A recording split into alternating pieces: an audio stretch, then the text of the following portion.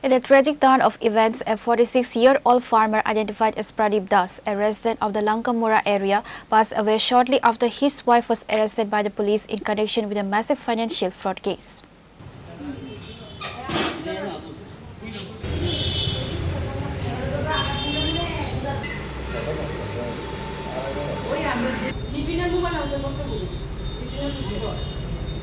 According to reports, Pradip Das' wife Juma Chaudhary was arrested by the Lankamura police for her alleged involvement in a multi-crore scam involving the funds of a local self-help groups. The case, which resolves around severe financial discrepancies running into crores of rupees, has sent shockwaves through the local community. Following the news of the arrest, Pradip Das tragically passed away. His family members and close relatives have alleged that the immense mental trauma, social stigma and shock surrounding his wife's sudden arrest in a massive scam directly led to his untimely demise. তারপরে আর খুঁজে পাইতেছে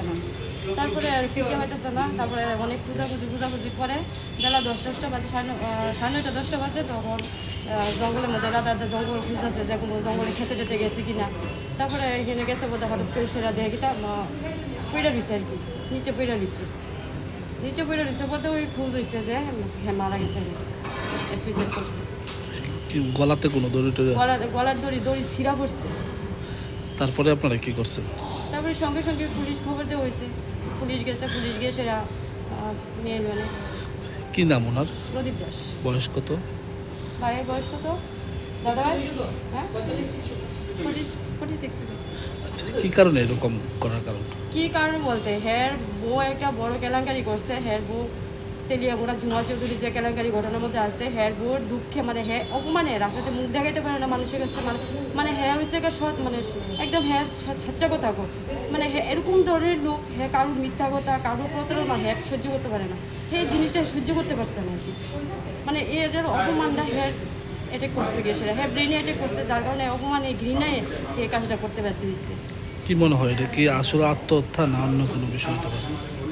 নিজে থেকে হ্যাঁ আত্মহত্যা করছে কি করতো উনি কৃষিকাজ করতো বাড়ি কোনখানে Lankamura A pall of gloom has descended on the Lankamura area following the incident, even as police investigations into the financial irregularities continue.